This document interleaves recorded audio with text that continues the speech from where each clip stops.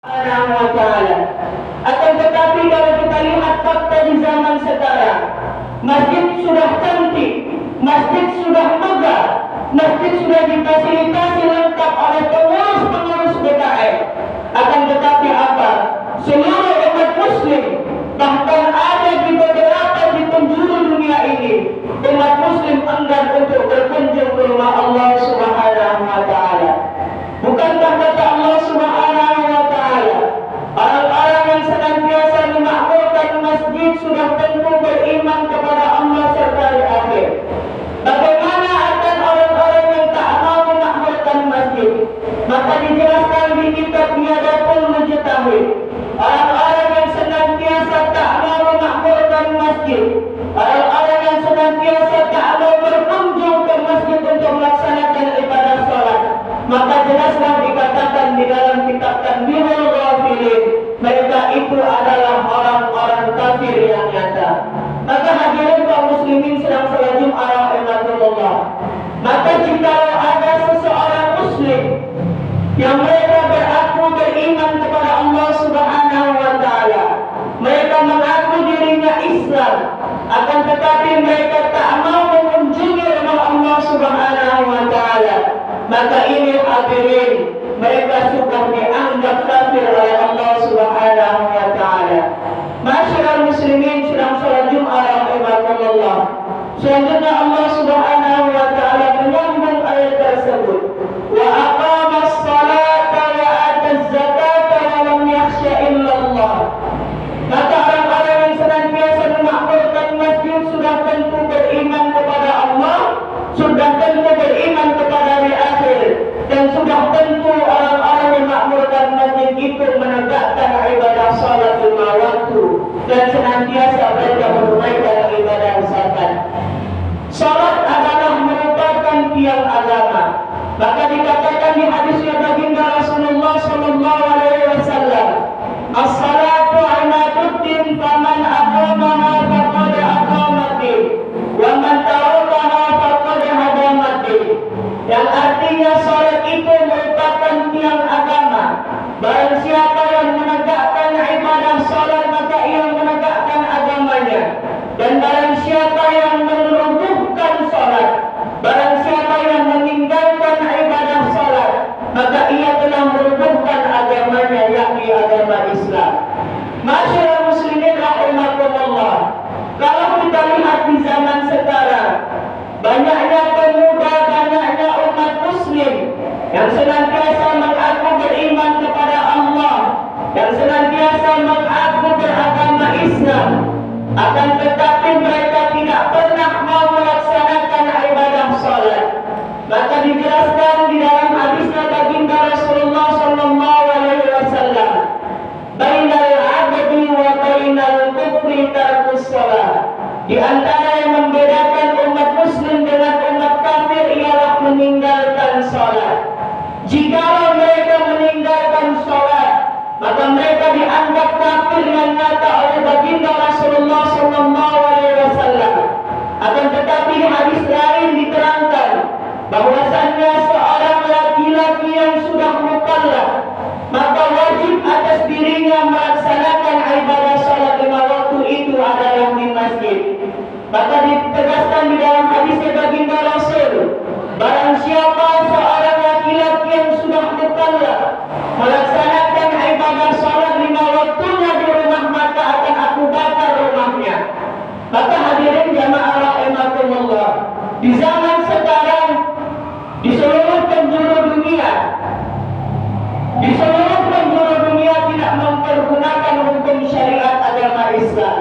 Akan tetapi nanti ketika kita sudah meninggal, nanti ketika kita sudah berhadapan dengan Allah Subhanahu wa ta'ala, orang-orang yang mengaku agamanya Islam, orang-orang yang senantiasa mengaku umat muslim tak pernah mau ke masjid, maka nanti apa kata Allah Subhanahu wa ta'ala?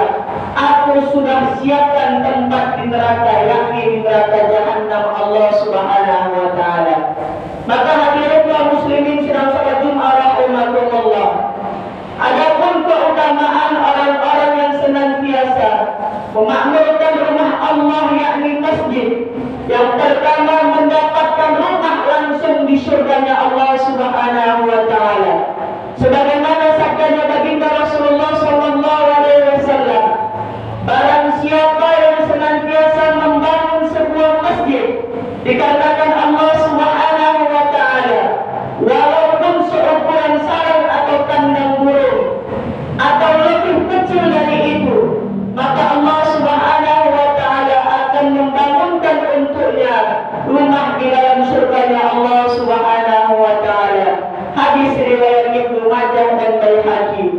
Ma'asyiral muslimin rahimakumullah, setiap umat Islam mengintikan masuk surganya Allah Subhanahu wa taala.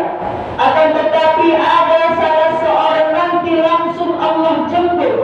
Langsung Allah jemput dirinya, tidak lagi meniti siratal mustaqim. Siapa itu dijelaskan di hadisnya baginda Rasulullah, yakni mereka orang-orang yang senantiasa memakmurkan rumah Allah atau masjid.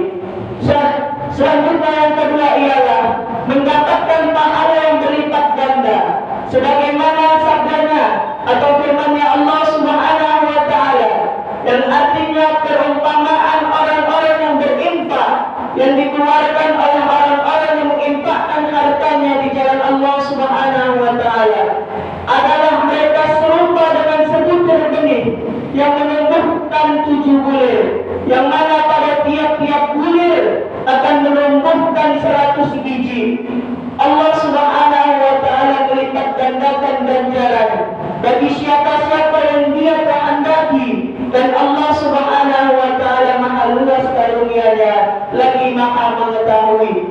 Selanjutnya adapun keutamaan orang-orang yang senantiasa memakmurkan rumah Allah Subhanahu wa taala, dilapangkan rezekinya, sebagaimana firman Allah Subhanahu wa taala, wahai Muhammad, katakanlah, sesungguhnya Rabbmu telah melapangkan rezekinya kepadamu dan membatasinya bagi siapa yang Dia kehendaki di antara hamba-hambanya, dan apa saja yang kamu infakkan di jalan Allah Subhanahu wa taala, maka Allah akan menggantinya dengan berlipat-lipat kali ganda, dan Dialah maha pemberi rezeki yang terbaik. Selanjutnya yang terakhir ialah orang-orang yang senantiasa memakmurkan rumah-rumah Allah Subhanahu wa taala.